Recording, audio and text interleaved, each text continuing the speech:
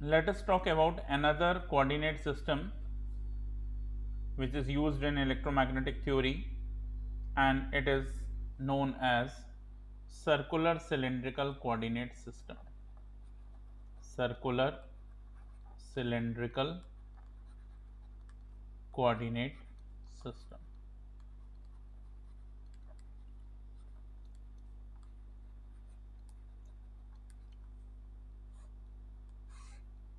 Circular cylindrical coordinate system.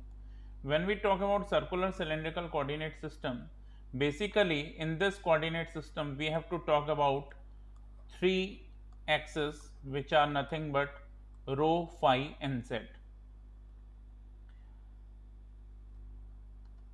Now the question arises, what are these rho, phi and z? Rho is the radius of the cylinder, phi is the angle of azimuth angle,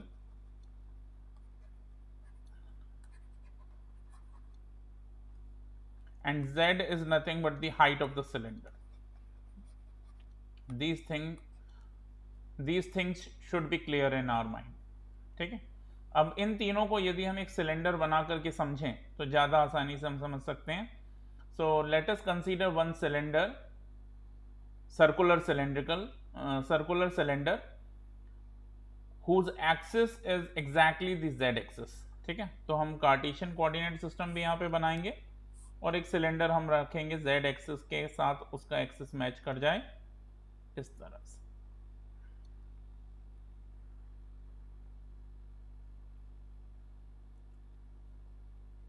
like this. Okay, now ये जो origin हमें दिखाई दे रहा है, this is nothing but the centre of the lower circle. ठीक है, origin है, आप इसे 0 0 0 लिख दें या ओरिजिन लिख दें.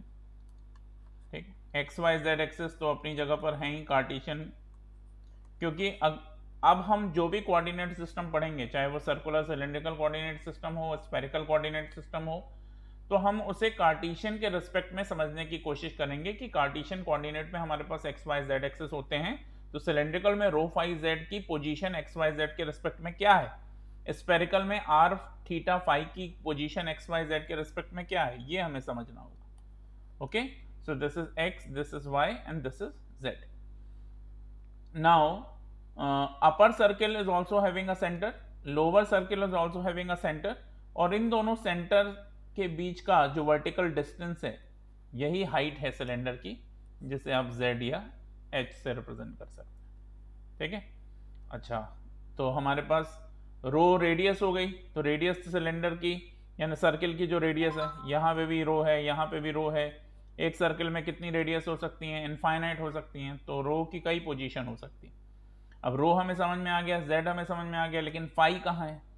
तो फाई देखिए, अब ये जो बॉटम सर्कल है, ठीक है, इसमें मान लीजिए मैंने रो की पोजीशन को ये बनाया, ठीक है, ये, तो ये जो x एक्सिस से एंगल बन रहा है इसी का नाम है फाई, एंगल ऑफ एजिमुथ. ठीक है, या मैं आपको समझाने के लिए एक बार इसको फिर से ड्रॉ कर देता हूं इस तरह से. ये बॉटम सर्कल हमने बनाया, ठीक है, और हमारा z एक्सिस ये था. ठीक है, अब मैंने पूरा सिलेंडर नहीं बनाया, सिर्फ बॉटम एक्सिस, सिर्फ बॉटम सर्कल मैंने बनाया. ये y एक्सिस है और ये कौन सा एक्सिस है, x. अब मान लीजिए मैं रेडियस ले रहा हूँ रो, ये, तो ये रो जो x एक्सिस से एंगल बना रहा है, इसी एंगल का नाम है फाई, यानी एंगल ऑफ एजिमुथ. ठीक है, ये हमें समझना है. तो अब ये फाई कहाँ से कहाँ जा सकता है, फाई जो जा सकता है, तो ये आप देख रहे हैं फाई का मूवमेंट इस डायरेक्शन में, एंटी क्लॉकवाइज मैंने दिखाया हुआ है, इस तरह से होगा. z जो हाइट है सिलेंडर की वो इन्फिनिटी तक जा सकती है, रेडियस जो है वो 0 से लेकर इन्फिनिटी तक जा सकती है. अब इसमें डिफरेंशियल लेंथ वेक्टर को किस प्रकार लिखा जाता है सिलेंड्रिकल कोऑर्डिनेट सिस्टम में, ये बात बहुत इंपॉर्टेंट है.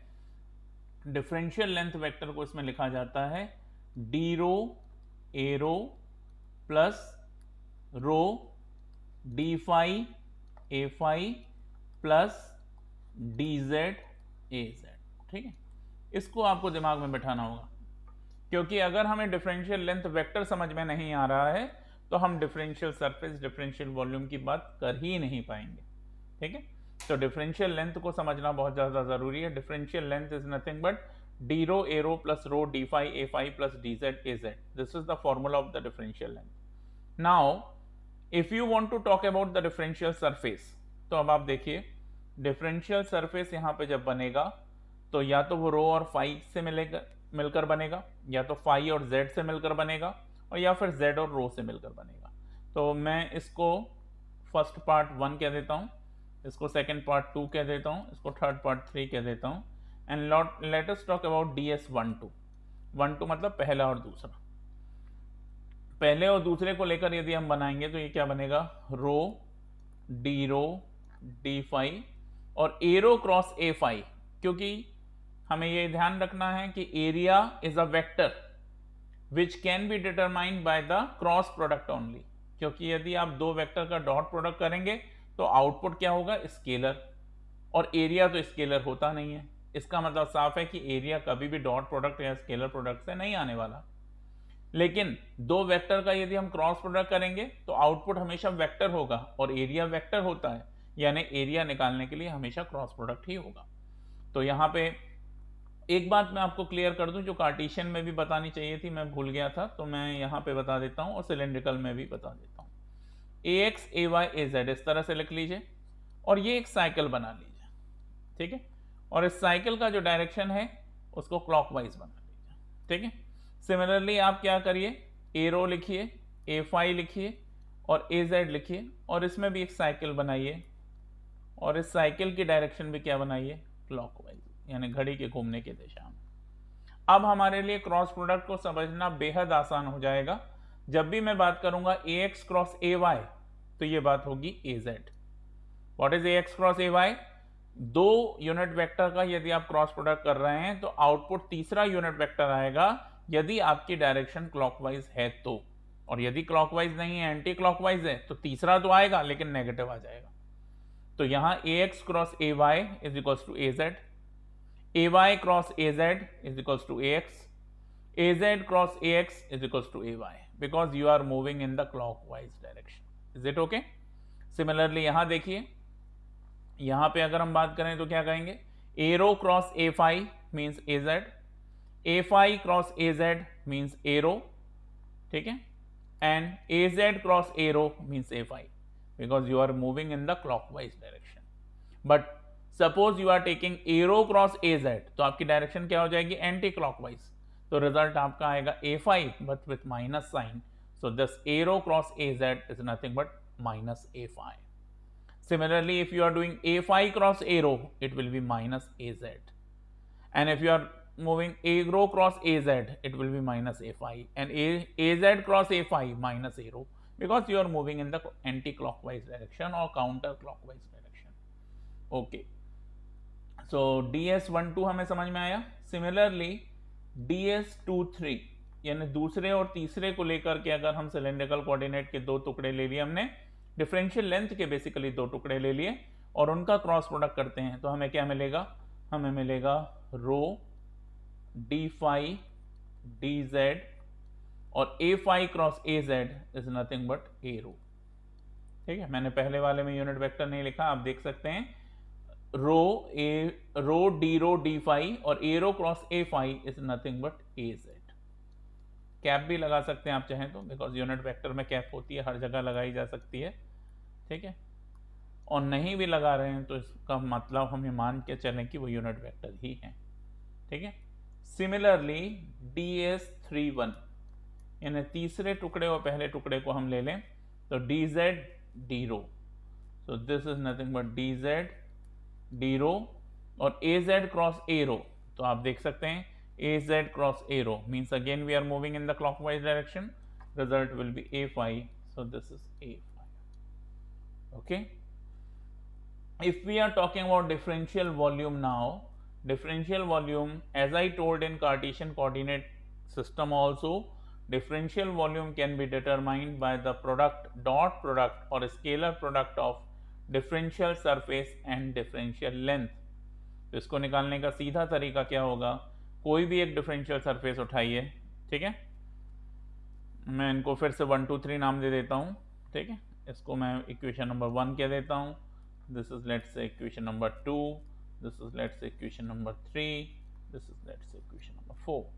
So 2, 3, 4 तीनों से आपको क्या मिल रहा है? तीनों से ही आपको मिल रहा है डिफरेंशियल सरफेस, और उनमें से किसी भी डिफरेंशियल सरफेस को उठा के आप डिफरेंशियल लेंथ के साथ डॉट प्रोडक्ट करिएगा तो देखिए आप क्या पाते हैं, a Z cross arrow, A Z dot arrow 0, क्योंकि हमने आपको डॉट प्रोडक्ट के लिए क्या रूल बताया था, dot product will only be one when the unit vectors are in same direction, like I dot I equal to J dot J equal to K dot K equal to 1, और ax dot ax equal to ay dot ay equal to az dot az equal to 1, और A rho dot A rho equal to a5 dot a5 is equal to az dot az is equal to 1. But if the unit vector are in not same direction, it means they are in quadrature, it means they are perpendicular, और perpendicular vector का जब भी आप dot product करेंगे तो result हमेशा 0 आएगा. क्यों? क्योंकि डॉट प्रोडक्ट स्केलर प्रोडक्ट है, स्केलर प्रोडक्ट में cos थीटा आता है, और थीटा जब भी 90 होगा तो cos 90 0 हो जाएगा. तो आइए कोई भी एक डिफरेंशियल सरफेस उठाया, az क्रॉस एरो किया, az क्रॉस नहीं डॉट करना है डिफरेंशियल वॉल्यूम के लिए, तो az डॉट एरो किया 0, az dot a5 0, az dot az 1, it means I will get rho d phi dz. ठीक है. सिमिलरली आप इक्वेशन नंबर 3 उठा लीजिए, तो एरो डॉट एरो 1 होगा, again you will get rho d phi dz, और अगर एरो डॉट a5 करेंगे अगेन 0, एरो डॉट az करेंगे अगेन 0. इक्वेशन 4 उठाते हैं तो a5 dot arrow 0, a5 dot a5 1 होगा, तो फिर रो d phi dz और a5 dot az 0. This is equation number 5. तो जब भी आपको डिफरेंशियल लेंथ की जरूरत पड़ेगी, कैसे पड़ेगी मैंने लास्ट क्लास में भी डिस्कस किया था. सपोज आप लाइन चार्ज डेंसिटी पता है और हम टोटल चार्ज निकालना चाहते हैं तो आपको डिफरेंशियल लेंथ वेक्टर लगेगा. ठीक है. अगर आपको सरफेस चार्ज डेंसिटी पता है, आप टोटल चार्ज निकालना चाहते हैं तो आपको डिफरेंशियल सरफेस वेक्टर लगेगा. और अगर आपको वॉल्यूम चार्ज डेंसिटी पता है और आप टोटल चार्ज निकालना चाहते हैं तो आपको डिफरेंशियल वॉल्यूम लगेगा, जो कि वेक्टर नहीं है. तो इसका मतलब हम ये समझें कि ये डिफरेंशियल लेंथ वेक्टर हमें याद रखना पड़ेगा. ये अगर हमने याद रख लिया तो जो डिफरेंशियल सरफेस मैंने यहाँ पे लिखे हैं उनको तो आप बना सकते हैं. कैसे? डिफरेंशियल लेंथ से ही बने हैं ना ये सब. और ये जो डिफरेंशियल वॉल्यूम मैंने लिखा है ये इन दोनों से मिलकर बना है, इससे भी और इससे भी. ठीक है. यानी once we understood differential length vector, with the help of that we can make differential surface vectors, all the three. And once we have that 3 differential surface vector, with the help of differential length and differential surface vector, we can write the differential volume and we can use it in several applications in numerical problems as well. Okay. तो cylindrical coordinate I think आपको समझ में आ गया होगा. एक बार फिर से मैं आपको ले चलता हूँ पहली स्लाइड में. रो फाई जेड हमारे पास 3 चीजें हैं. रो उस सिलेंडर की रेडियस है, फाई एजीमुथल एंगल है, जेड हाइट है. सिलेंडर को हमने इस तरह से एज्यूम किया कि सिलेंडर का जो एक्सेस है वो जेड एक्सेस के ऊपर पूरी तरह से आ गया, मतलब कोइंसाइड कर रहा है. ये मान के चलें कि जेड एक्सेस और सिलेंडर के एक्सेस में कोई अंतर ही नहीं, और सिलेंडर को तब तक नीचे लाना है जब तक कि सिलेंडर के जो बॉटम सर्कल है उसका सेंटर हमारे ओरिजिन पे ना आ जाए. ठीक है. अच्छा, उसके बाद हमने कोशिश की कि रो को समझें. तो रो रेडियस है और एक सर्कल में रेडियस कितनी पॉसिबल है? इनफाइनाइट रेडियस पॉसिबल है. तो ऊपर भी होंगी, नीचे भी होंगी, यहाँ तक कि जितने हम क्रॉस सेक्शनल व्यू लेंगे सिलेंडर के, रेडियस हमेशा अनंत में लेंगे. ठीक है. जेड हाइट है, और हाइट जब भी हमें सर्कुलर सिलेंडर की लेनी है तो जो टॉप का सर्कल है और जो बॉटम का सर्कल है दोनों के सेंटर टू सेंटर डिस्टेंस को हाइट कहा जाता है. ठीक है. और फाई जो एजीमुथल एंगल है वो हमारा एंगल हमेशा एक्स एक्सिस के साथ बनेगा, जो 30 डिग्री, 45 डिग्री, 90 डिग्री, कितना भी हो सकता है. Suppose if we are talking about X axis and Y axis, तो ये देखिए वाई एक्सिस में भी हम ये कह सकते हैं, देखिए ये वाई एक्सिस ये भी तो रो ही है, इजंट इट, और ये भी रो है. ठीक है. तो इस समय ये एंगल कितना हो गया? इस समय ये एंगल हो गया 90 डिग्री. यानी फाई की जो वैल्यू है वो 30, 45, 60, 90 अलग अलग प्रॉब्लम में अलग अलग हो सकती है. अगर हम एक्स एक्सिस और वाई एक्सिस के बीच की बात कर रहे हैं तो हमें मालूम है एक्स और वाई एक दूसरे के क्या है? क्वाड्रेचर है. और जब x और y क्वाड्रेचर है तो ऑब्वियसली उनके बीच का एंगल क्या होगा, 90 डिग्री होगा। डिफरेंशियल लेंथ वेक्टर का फॉर्मूला हमें ध्यान में रखना है, D rho A rho plus rho D phi A phi plus D Z A Z, ठीक है। फिर उससे हमने 3 डिफरेंशियल सरफेस बनाए, rho D phi A Z, rho D phi D Z A rho, D Z D rho A phi, और differential volume rho D phi D z. और इसके लिए हमने ये क्लॉकवाइज प्रोडक्ट देखा है, A X cross A Y करेंगे तो ए जेड आएगा, A Y cross A Z करेंगे ए एक्स आएगा, A Z cross A X करेंगे तो ए वाई आएगा, because you are moving in the clockwise direction. But अगर आप उल्टा चल रहे हैं, एंटी क्लॉकवाइज चल रहे हैं, तो A Y cross A X करेंगे माइनस ए जेड आएगा, A Z cross A Y कर रहे हैं माइनस ए एक्स आएगा, A Y cross A x कर रहे हैं माइनस ए जेड आएगा, ए एक्स क्रॉस ए जेड कर रहे हैं माइनस ए वाई आएगा।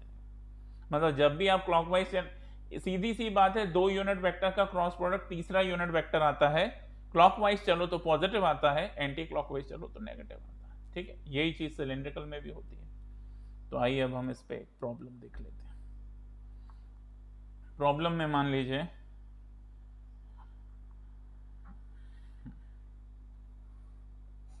पहले तो मैं आपको डिफरेंशियल सरफेस, डिफरेंशियल लेंथ जो है इसका एप्लीकेशन बताता हूं, फिर मैं चार्ज वाला एग्जांपल लूंगा, ठीक है। ये एक सिलेंडर हमने इस तरह से रख दिया, और ये जो सिलेंडर हमारा रखा हुआ है, इस सिलेंडर में ये हमारे पास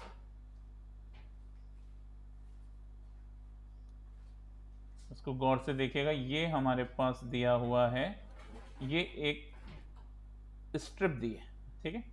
and we have to find out the area of this strip. मैंने इस स्ट्रिप में हैचिंग कर दी है, ठीक है। इस हैच्ड स्ट्रिप का एरिया हमें निकालना है, और जो चीज हमें दी गई है वो ये कि एक्स वाई जेड एक्सेस यहां पर हमारे पास है, X Y and Z axes, okay.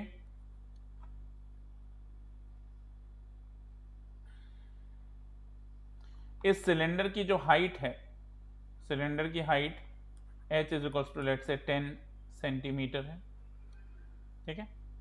और यदि हम बात करें तो 2 पॉइंट्स हमें दिखाई दे रहे हैं, लेट से A एंड B, ठीक है। तो A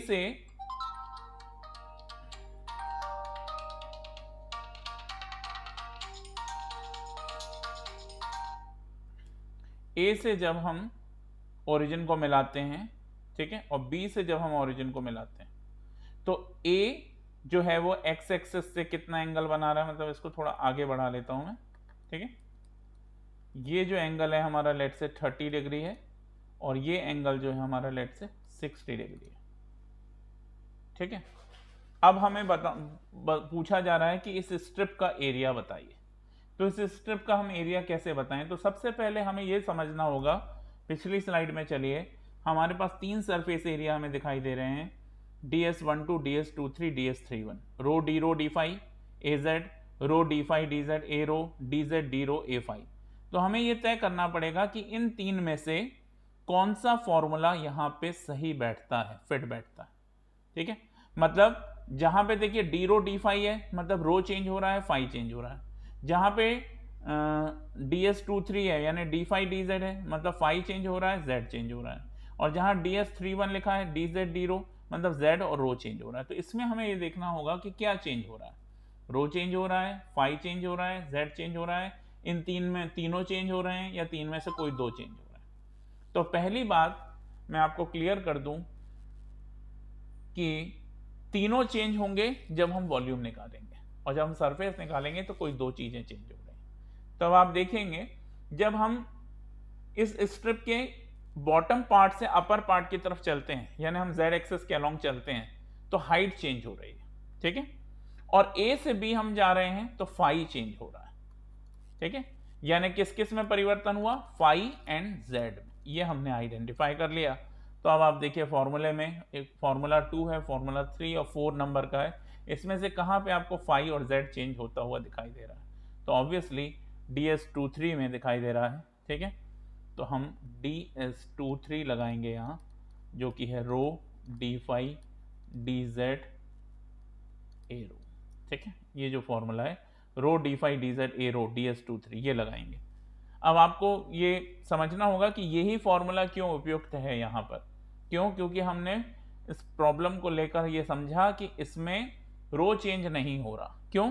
क्योंकि आप सर्किल के आपने सिलेंडर लिया और सिलेंडर के बाहरी हिस्से पे आप स्ट्रिप बना करके एक पट्टी बना के उसका एरिया निकालना चाह रहे हैं। It is just like this कि एक टैंक है, टंकी है हमारे पास एक सिलेंड्रिकल, और उसमें बाहर हमें पेंट करना है, और हमने ब्रश मारा और एक स्ट्रिप बना दी, और अब हमें उसका एरिया निकालना है। तो ऑब्वियसली बात है कि हम उस टंकी या टैंक के सेंटर से जब भी स्ट्रिप तक जाएंगे तो रेडियस तो सेम ही रहेगी, यानी रो में कोई परिवर्तन नहीं हो रहा, यानी परिवर्तन किस में हो रहा है? फाई और जेड में। इसलिए यही फॉर्मूला इसके लिए उपयुक्त है। This is one of the example.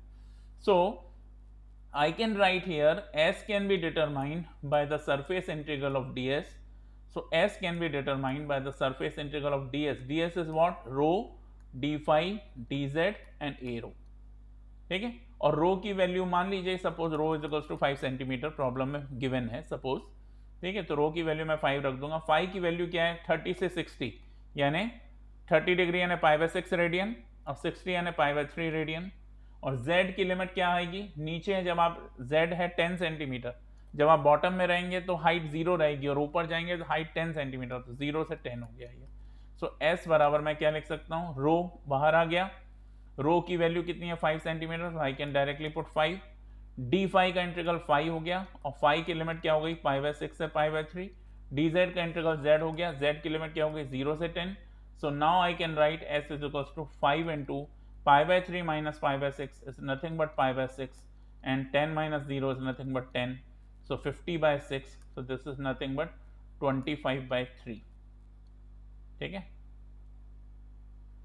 पाई और centimetre square. Now this is the area, and this area of the strip you have determined with the help of differential surface formula number 3. ठीक है, तो इस तरह से बहुत सारे न्यूमेरिकल हो सकते हैं. I have just given you one of the example by which we can understand how can we proceed in electromagnetic theory, how can we use the Cartesian coordinate system to solve certain kind of problem, how can we use differential surface for determining the surface area and differential volume for determining the charge or overall volume. ठीक है, तो इस तरह से कई सारे problem है. It is one of the example only. So I hope I made it clear to you. Only with the help of these 3 slides, it's very simple to understand. Circular cylindrical coordinate system, rho phi z, rho is the radius, phi is the azimuth angle, z is the height. Cylinder को इस तरह से रखना है कि cylinder का जो z axis है, z एक्सिस कार्टेशियन कोऑर्डिनेट का सिलेंडर के एक्सिस के बराबर आ जाए, मतलब कोइंसाइड कर जाए. डिफरेंशियल लेंथ हमारी D rho A rho plus rho D phi A phi plus D Z A Z है. डिफरेंशियल सरफेस हमने 3 डिटरमाइन कर लिए हैं. डिफरेंशियल वॉल्यूम हमने देख लिया, और फिर उसके बाद हमने ये देखा कि किस तरह से हम उसका एप्लीकेशन कैसे निकालेंगे. ठीक, हम किस तरह से फाइंड आउट करेंगे. अब मान लीजिए इसी प्रॉब्लम को मैं लेता हूं और मैं कहता हूं कि दूसरा एरिया मुझे निकालना. ठीक है, जैसे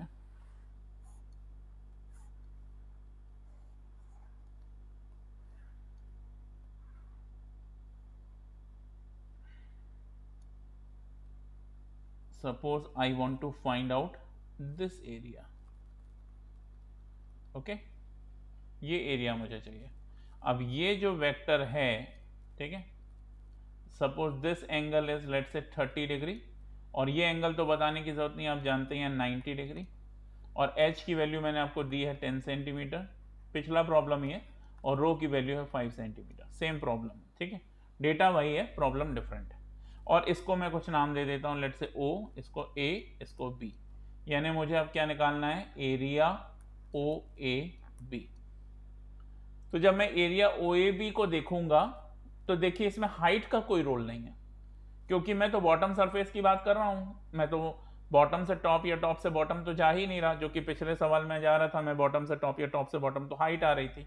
अब यहाँ पे हाइट का कोई रोल नहीं. हाइट को किससे रिप्रेजेंट करते हैं? Z से. Z का कोई रोल नहीं है. तो इसका मतलब साफ है 2, 3 और 4 में से ऐसा फॉर्मूला ढूंढना है जिसमें dz ना आता हो.